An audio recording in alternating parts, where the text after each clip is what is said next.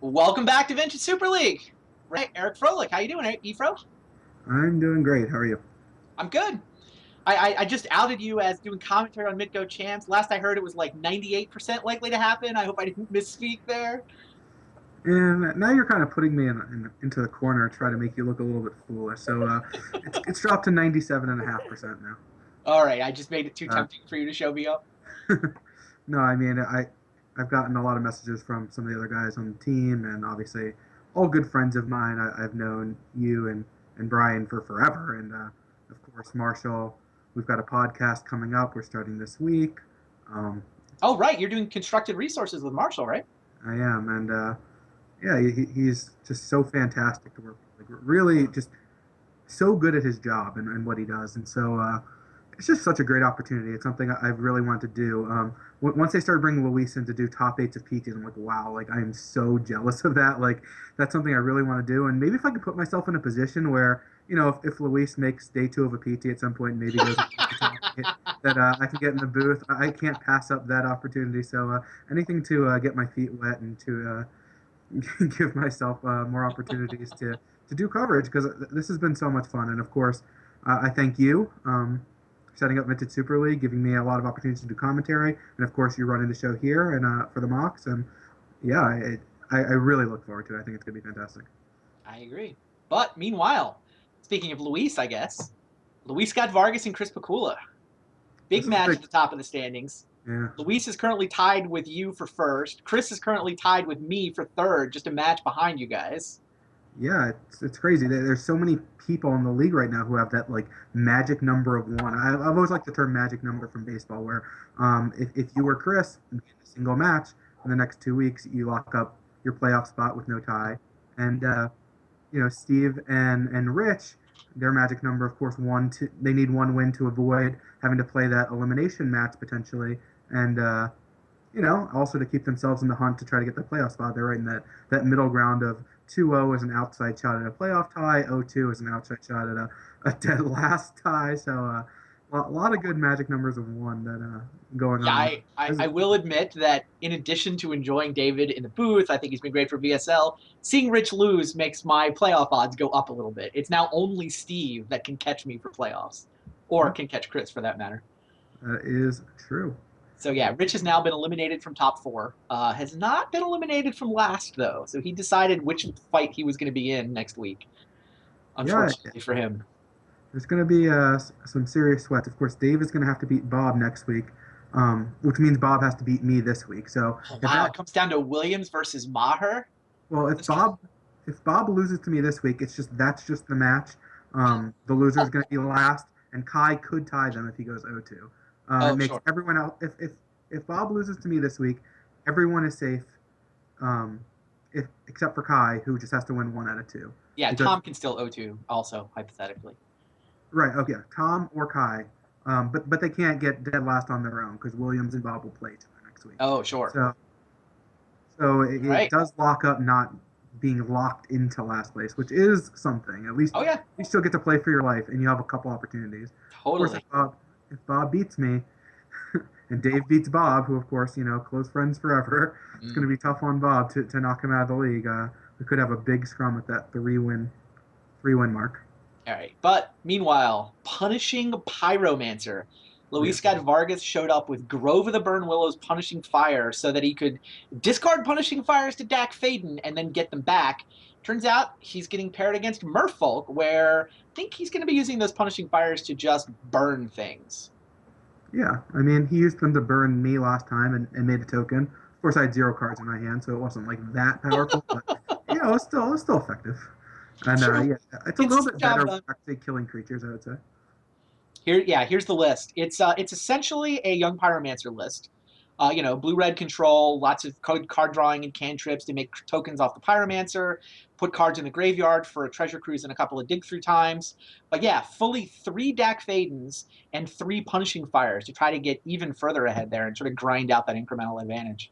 Yeah, it's definitely a cool deck, not a deck that we've seen before. So yeah, Luis bringing something a little bit different to the table. I mean, he's going to bring his base package of a bunch of counterspells, Force of Wills, Right. Del cards. I mean, this is just Luis Scott Vargas. But Yeah, Chris also great. bringing something a little bit new to the table here. His Merfolk deck, if you look closely, this is not the same Null Rod Merfolk that I've been running for a while. He's Right. actually on Chalice of the Void in the main deck. And that was, I think, a metagame call. I know that he's worked with Joel Lim, who won the Vintage Eternal Championships a couple of years ago with a Merfolk deck. Thinking Mhm. Chalice, it's great against Delver decks in particular. If you Chalice one, Luis is going to have some issues. Yeah, is that true? I haven't really studied Luis's mana curve that much. It didn't seem like Chalice Well, one was as big a blowout as it is against other decks, but it could certainly be strong. that's Um, certainly fair. I know against the typical Delver list, you're locking out 20 something cards. right. Luis's list, I haven't actually counted, but I mean, the normal Delver matchup is the reason to go Chalice of the Void instead of Null Rod out of Merfolk. Oh Null yeah. Rod only shuts off a couple of Moxes. I mean, you can see, Null Rod just went through Luis's hand there. If the deck can play a Null Rod, you don't want to be Null Rodding them. Chalice, though, can be very good. Wow, Chris has a Chalice, and he's on the play, and Luis's only land is a Mox Sapphire. Is Chris going to Chalice 0 here, or is he going to wait for the Chalice 1? I think he's going to wait for the Chalice one against a deck like Luis's. That's one of the interesting things of course, knowing what you're playing against. Yeah, Where if this was an in the dark matchup against a Multi Five, where I you have think Curse I Catcher. curse catcher this, by the way. It looks like Chris did not curse catcher it, but an opponent down to 5, I'd be really tempted to just counter all the little card drawing cards. Yeah, it's an interesting choice. Curse Catcher is still going to be powerful. I mean, it's still hard on that Multi Five to effectively get quote unquote out from under the Curse Catcher, just Yeah. because um, Chris already has the Chalice of Void that's going to shut down future one drops. He's going to have a Wasteland to shut down land drops, and so Luis is going to have a 2 mana spell, and then he's going to need Hmm. 3 mana for Curse Catcher to actually cast something, and Chris has a Wasteland, so it's an interesting spot. I I'm can a little understand. bit surprised Luis let that Chalice 1 resolve. He could have Force a Willed. Yeah, he could have Force Willed. He's got 3 1 mana Well, cards in his Force hand. Willed, he's just getting Curse Caught, Oh, that's true. Right. so Curse he's catcher. trading 2 cards for Curse Catcher, which is a tough spot to be in. I mean, one of them's a 1 drop. I guess you get to keep the Force of Will for something in the future. Yeah, it's definitely an interesting decision by Luis because he didn't have that strip mine because the Hmm. Force of Will wasn't countering any merfolks. It wasn't like I'm going to save this for True Name Nemesis that wasn't going to do anything. So Right. The you cavern know, was in play. So. he happened to draw his one strip mine, get rid of the cavern, so now he can actually counter the Lord, which would be nice. I mean, Chris drew Force Will of his own, so he can force this through, but that would have been an option. So what you're saying is that Luis tends to get lucky in VSL sometimes and draw his 1-ofs just when he needs to? I think all of us have gotten lucky in VSL here and there. So That's fair. the ones who have done the most winning have probably gotten a little bit luckier than the rest. That That's sounds just about right. not too surprising when you're playing an all-star game, more or less. But yeah, I'd say all of us have had our moments to draw the card that we would like to draw. All right, well, the dust is settled here. Luis has got 2 1-drop stranded in his hand. He does now draw a Force of Will, so that sort of makes the brainstorm halfway turned on. But Chris has got 4 power worth of creatures in play. He's got a 3-turn clock, and Luis is going to have trouble getting much going through Chalice 1. Yeah, I don't see the way that Luis realistically gets back in this game. He's going to need effectively Grove and Punishing Fire. Nothing in his hand does anything. He has Forcible Null Rod. Dig Through Time would be good, but he can't cast it, so Yeah, Curse Catcher. sounds Even if he'd had the Delve, he would have had trouble with Curse Catcher. right. So not particularly close, goes ahead and scoops him up. So Chris Pikula wins game 1. Wow. Yeah, that Chalice 1. Like I said, that was the tech. In a Delver heavy field, that's what you're supposed to do if you want to win with Merfolk. Yeah, I mean the Chalice for one was good against Luis's particular hand, but of course Luis is on a mold of 5 with the 0 lands. So Totally fair. But we can count the ones, right? 4, 5, 6, yes, 7, 8. sure. The punishing fires are 2s. That makes this deck a lot better than the normal ones. But 12, 13, 14, 15, 16. I guess it's only 16, quote unquote, only 16. I mean, you play a card for 2 mana that Mental blanks missteps are all. hard to count because your own ones are turned off as well. So I mean, mental missteps are turned off, but what were you countering anyway? It's effectively already pre-countered by that Chalice. So yeah, it's a lot of cards, and it was very good against Luis's hand.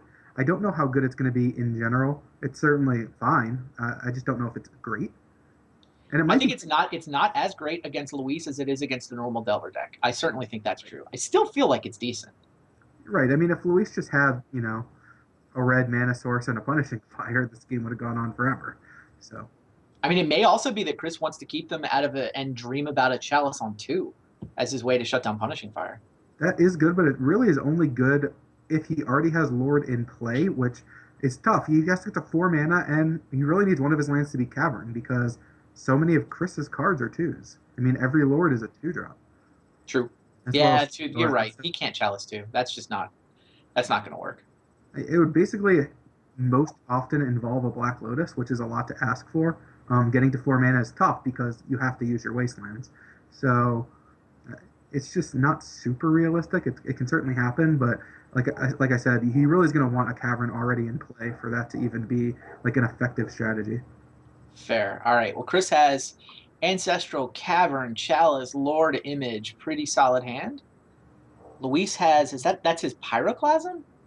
Yeah, Pyroclasm is a pretty strong card in this matchup. I think I like a card like Sudden Shock in decks that can cast it nowadays. I think with Monastery Mentor being a thing and Merfolk still being a deck, I think I like the card Sudden Shock and expect it to have a bit of a comeback. But Pyroclasm can take care of some problems. Of course, Luis has some problems of his own. He's gonna need another land to actually cast anything. He's got Strip Crucible, though, somehow. Yeah, he does, but he doesn't have 3 mana yet. True. He is going to Force a Will Ancestral. Pray Chris, that Force of Will resolves. And yeah, which it did. Chris couldn't do anything about that. Now, Chris is going to go Cavern. Does he Chalice here or play a Lord? if he chalices here, Luis is pretty thrilled because it basically just buys him time. Just the Ancient Grudge just gets cast, and it's more or less a time walk for Luis. I mean, as close as you're going to get in a situation where his hand is just not super powerful yet, but certainly has the tools to become so. Looks like he's going to Lord. Yeah. All right. Master of the Pearl Trident. A clock. That it is. All right. And now second Lord starts to take those out of Punishing Fire range, too. Luis goes for Preordain. Looks like a grove just because it's a weird looking land. Yeah. I can't actually See see the what bottom it is. fringe of it, yeah. Yep. It is Grove of the Burn Willows. Luis I puts it on expect Luis top, draws it. It's Pyroclasm right now. Yeah, kill the Lord before. I mean, he knows that Chris plays Phantasmal Images to copy it. He knows Chris plays other Lords, and if it gets to a 3/3, it just becomes a lot harder for Luis to kill it. So that makes sense. And now what does Chris do? Lord still the right play? Well, if it was the right play last turn, it's probably the right play this turn. Of course, if it ends up dying, he's in kind of trouble. I mean, his hand is just nothing he can realistically do anything with. Should this Lord die, of course, Luis has no way to kill it right now. So could become in a great spot. It really depends. Oop, there's Pyroblast. Luis is going to go for Crucible, not Pyroblast. No, he gets the Pyroblast because he's a fetch land in his graveyard. So he gets to do it better. Wow, that's perfect for Luis. Yeah, Luis is kind of in fantastic shape now. Gush is on. He's going to be able to strip mine that cavern and then bring back strip mine every turn or get whatever colored mana he wants. He has the Ancient Grudge to deal with the Chalice.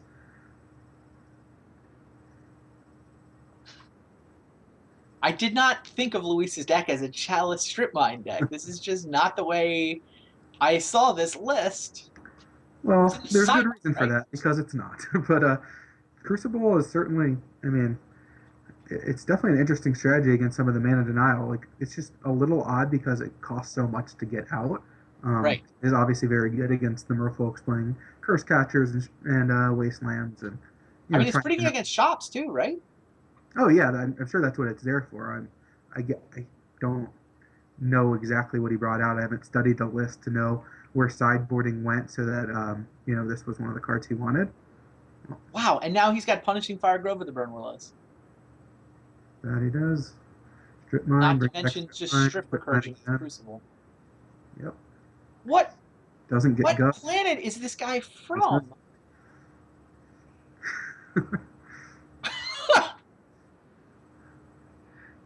I believe this is where Hacker would say, whatever B. Davis did last night, sacrifice a ghost, a goat.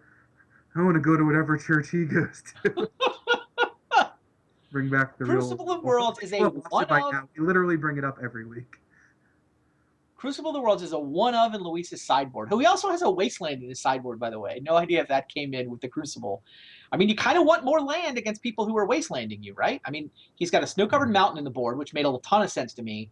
Crucible, yeah, if you're going to get Wastelanded, I guess you bring in the Crucible as the hedge against that. And then you know what? Sometimes you just draw the one of Strip Mine, and suddenly you're the mana denial player. Like without the Black Lotus or a Mox draw, which he doesn't have a lot of Moxes in his deck, if you're getting Wasteland, it's so hard to cast the Crucible. Like it's kind of counterintuitive in that way. Where But that's what the Simian Spirit Guide is for. I wonder if that's still in the deck. I think that was more for shops. It was definitely the plan for shops, is to bring in the Spirit Guide. It sort of gives you a mana through all of the sort of thorns and shenanigans. Mm-hmm. Wow.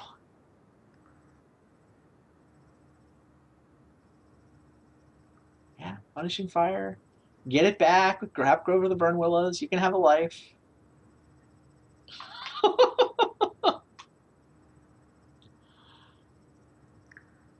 Well, I just hope Game 3 is a good game. we've had a good start to VSL. Last week had some shaky matches. There were some serious blowouts, but it was we've seen sort of entertaining to watch you mulligan to zero so quickly. Oh yeah, I mean, for that factor, the absurdity factor was certainly high, but right. Getting to watch me and Luis battle, using our brains and playing magic cards, that did not happen. Yeah, so. Not so much. But yeah, no, it's hard to watch vintage matches and have them not be entertaining. Just because there wasn't much to see, or someone mulligans to zero or wins on turn one, doesn't mean that's not entertaining. But now we're seeing some like real magic. I mean, oh yeah, William Shea match was, I mean, one that of was the insane. if not the best. And this game by Luis is pretty sweet. I mean, Chris's draw was good. It wasn't great. It wasn't insane. I mean, the ancestral. No, it was good. Yeah, it was good. It was actively good. He had the ancestral. Okay, it didn't resolve, but he had the cavern. He had multiple lords with multiple images. His draw was good. Yeah. Not good enough for that though. And now what? Either draw was especially what just great. happened to me? You just have to assume that's not going to happen again, right? I don't know that Luis was losing that game without Crucible, assuming he could, like, it was a reasonable spell of some sort. Like, being able to play that extra land and cast Pyroblast was great turn, but Strip Mine locking him I don't think was on the game. I mean, he was punishing Fire locked anyway, so it was certainly really good. And Wastelands could have potentially gotten Chris out of that. He had one Wasteland, and of course Luis had a second Grove, but I'm not sure that's what actually won the game, nor is that a big concern of Chris's. Yeah. I mean, if it happens, it happens, and it was certainly sweet and good, but it wasn't necessarily like the game winning. It changed everything. The Crucible was the swinger there. Tormod's Crypt is interesting. Accidental splash hate for Punishing Fire. I assume that comes in. Tormod's Crypt is tough because, I mean, you really have to time things well. Like, it's very easy to return a Punishing Fire, if you have Grove out. It is just a mana ability. Wow. So Chris has turn one, either a True Name or two Lords, as he prefers. Luis, no acceleration, but he does have a Pyroblast. And he has Force of Will, yeah. So he can stop True Name. Oh, he can't stop True Name unless if he goes for turn one True Name and gets that Moto bug of it not letting you choose which mana you want. Right. Sack Lotus and then cast True Name, and it will just have the Merfolk mana floating. It did that to me, yeah, last week. I mean, it did I it think to you have to cast True games. Name, tap the Cavern for mana, then sack the Black Lotus to pay the rest. Yeah. That does work. It's the exact same thing. Wow, Luis is going to force a will Black Lotus. I like it. That's a great play. Wow, that's actually awesome. I didn't even think about it off the top of my head. He has Pyroblast in hand, but the Cavern, I think Chris exposing the Cavern before playing the Lotus might have got him there. Interesting. It certainly told Luis he wasn't going to get to force the will what the mana was going into. Right. Luis knows if he just gets True Name this turn, he's dead. What's he going to do? Can't beat it. I mean, it's so hard to race. And he is still in trouble because, I mean, it just so happens Chris had 3 full lands, which is not especially likely. And he even has another Cavern, and he drew another True Name. So basically the perfect draw for Chris in this particular matchup. And not sure how Luis actually wins. He needs Wasteland or Strip Mine right there. Did not find it. I mean, Yeah, True Name Nemesis is the problem. True Name Nemesis through Cavern of Souls, there's basically no way in Luis's deck to interact with it, right? It's actual 0 ways. I believe it's 0 is. This is one of the reasons you play Merfolk. I mean, it's not exactly interactive, but sometimes you just get to play a True Name and your opponent is trying to grind out incremental advantage. They cannot answer this. Luis is going to die in 6 turns. And in fact, if he doesn't draw a Wasteland or a Strip Mine, he's going to die in more like 4 turns. Right. Hmm.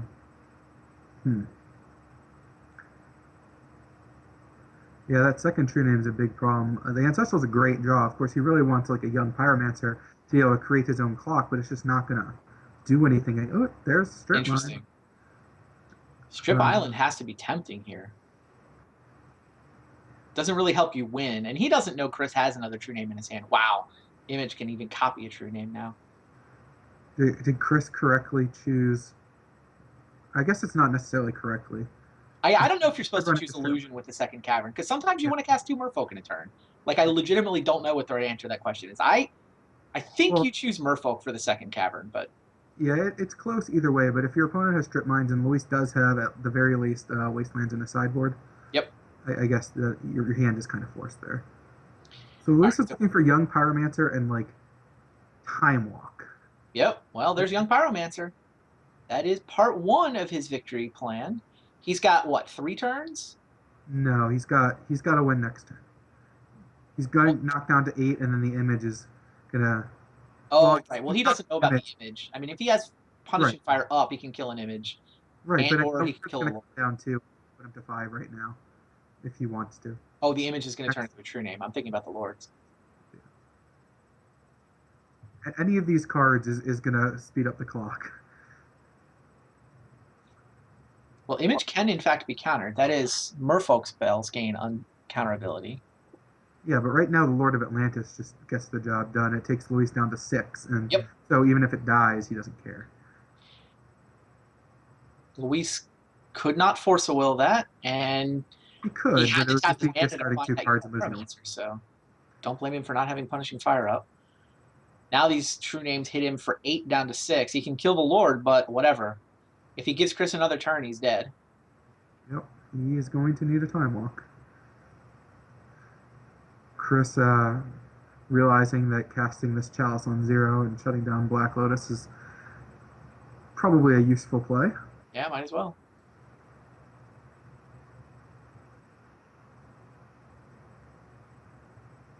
Now what, do you preordain or gush first? I think you lead on the preordain.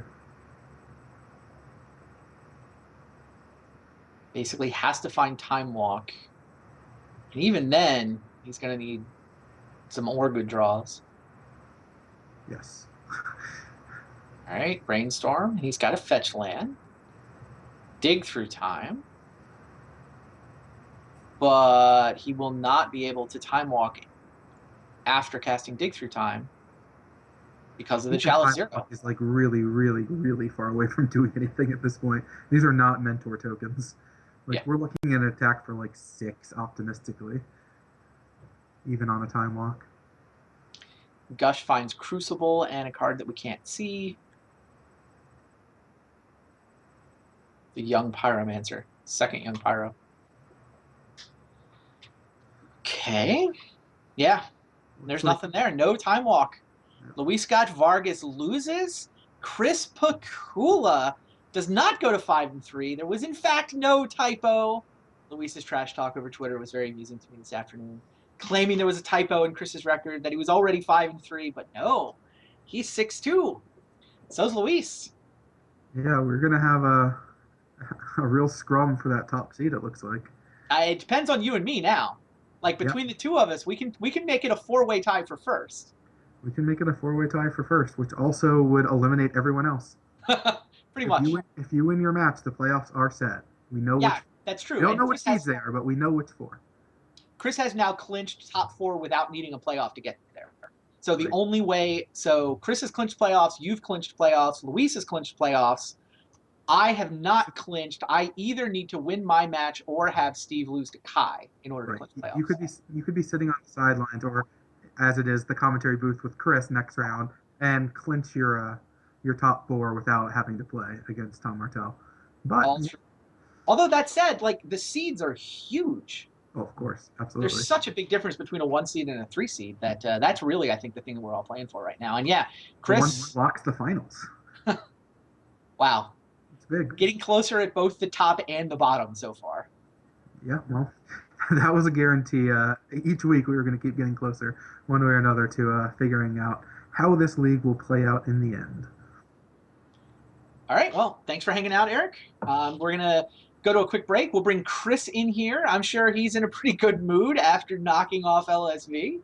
Stay tuned. We'll be right back with Chris in the booth, Kai Buddha, and Steve Menendian on the playing field. How lucky do you have to be to beat the luckiest? Pikula.